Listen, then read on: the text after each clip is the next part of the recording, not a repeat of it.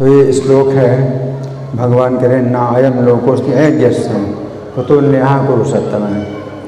जो यज्ञ नहीं करता है उसके लिए यह लोक भी नहीं है।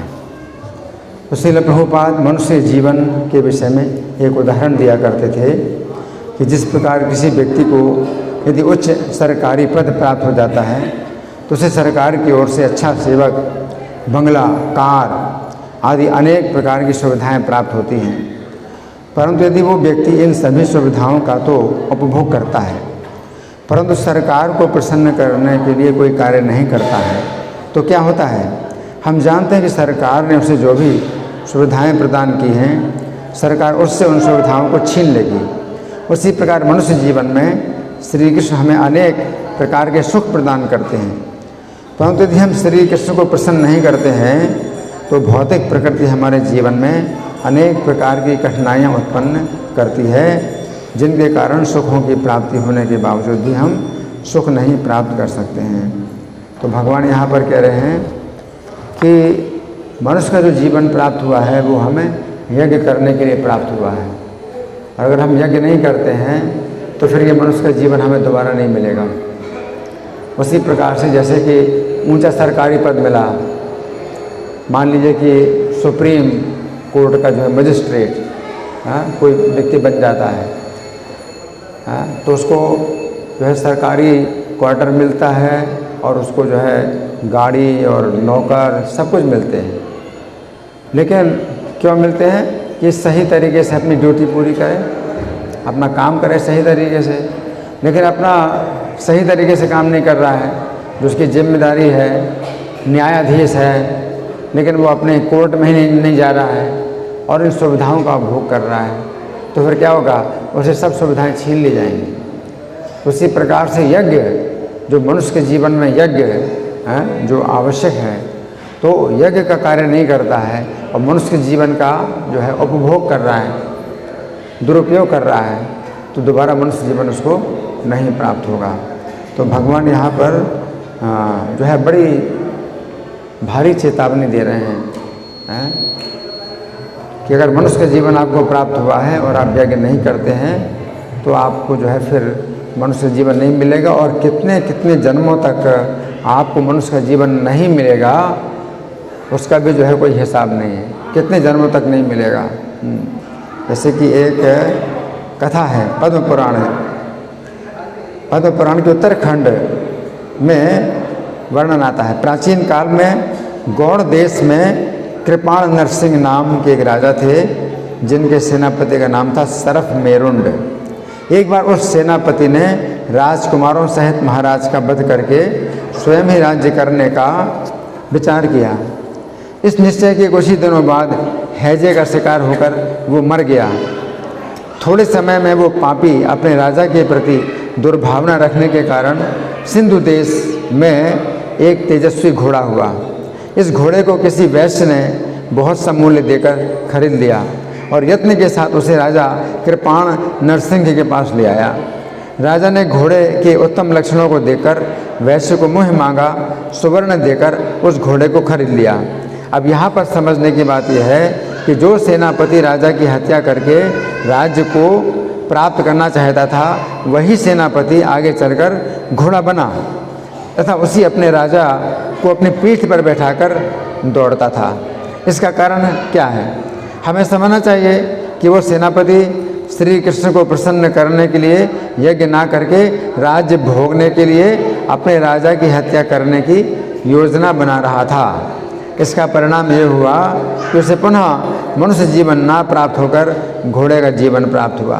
तो यहाँ पर भगवान कह रहे हैं कि जो व्यक्ति श्री कृष्ण को प्रसन्न करने के लिए यज्ञ ना करके स्वयं भोगों को प्राप्त करने के लिए शास्त्र विरुद्ध कर्म करता है उसे पुनः मनुष्य जीवन की प्राप्ति नहीं होती है। जिस प्रकार सरफ मेरुंड नाम के सेनापति को पुनः मनुष्य जीवन प्राप्त ना होकर घोड़े का जीवन प्राप्त हुआ।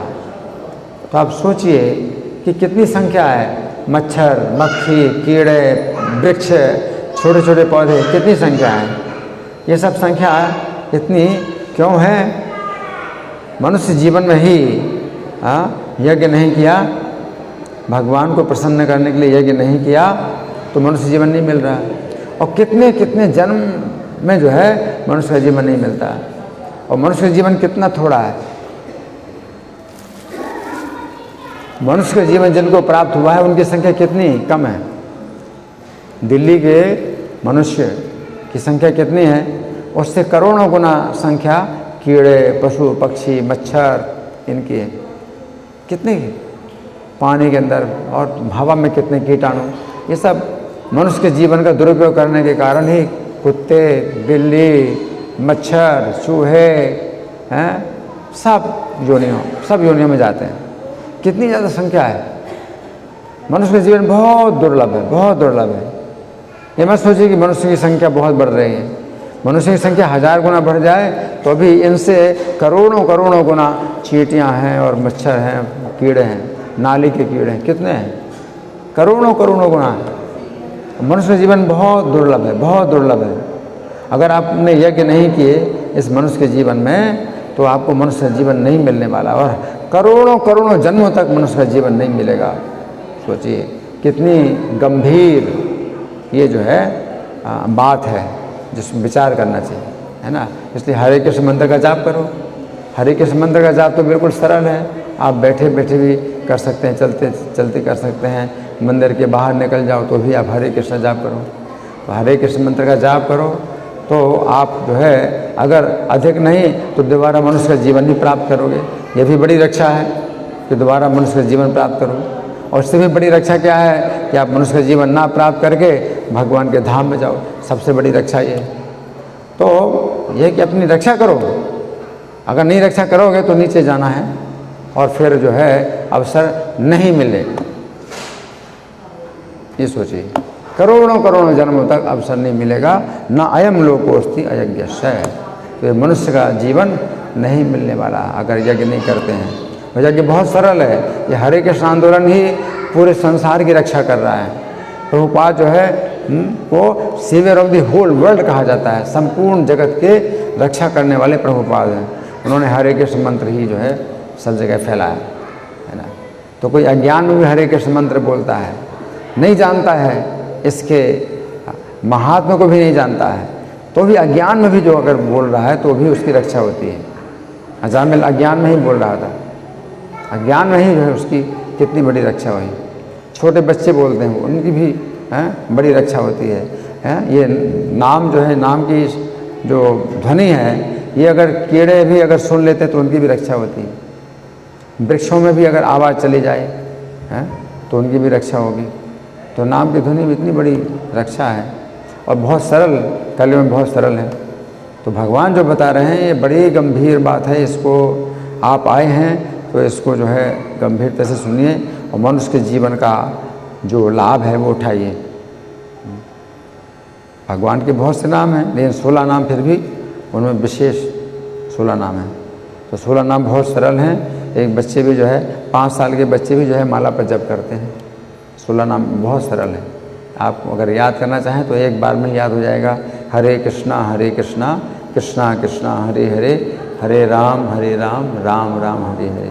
16 नाम इतने सरल हैं, है ना। तो यही जो है मतलब बहुत गंभीर संदेश है। अगर आप आए हैं तो सबसे बड़ा लाभ आप जो है लेकर के जाइए। ये मनुष्य मंदिर में आप आए हैं, सबसे बड़ा लाभ लेकर के जाइए। और दूसरे लोग अगर नहीं सुनते, नहीं बताते, नहीं सुनना चाहते हैं, आप उनको बताएं तो आप कम से कम उनको एक अवसर तो दे रहे हैं। अगर ना लाभ उठाएं तो आपने अपना काम कर दिया कि आप लोगों को बताइए। ये जो पुस्तकें हैं इन पुस्तकों का वितरण करिए, इससे रक्षा होगी, है ना। तो यही यज्ञ है। आप सुनते हैं, गीता क्लास सुनते हैं, ये बड़ा यज्ञ है। आप कानों के द्वारा सुन रहे हैं, आपने कान खोले हुए हैं, मुंह बंद किया हुआ है, तो ये भी बड़ी इसमें रक्षा होती है। मनुष्य के जीवन का लाभ प्राप्त होता है और आपकी चेतना पवित्र होती है। धन्यवाद। ग्रंथराज श्रीमद् भगवद गीता की जय, श्रील प्रभुपाद की जय। आपका प्रश्न है? विष खाएं, आप अनजाने में विष खाते हैं, आप नहीं जानते हैं। तो ये नाम की शक्ति जो है इतनी बड़ी है कि आपकी श्रद्धा है, श्रद्धा नहीं है, आप नाम लेते हैं तो इसका लाभ मिलता है। इतना बड़ा लाभ है। ठीक। ठीक है ना। अजामिल जो है अपने पुत्रों को बोलता था नारायण, उससे रक्षा हो गई उसकी। ठीक है, हरे कृष्ण। जय।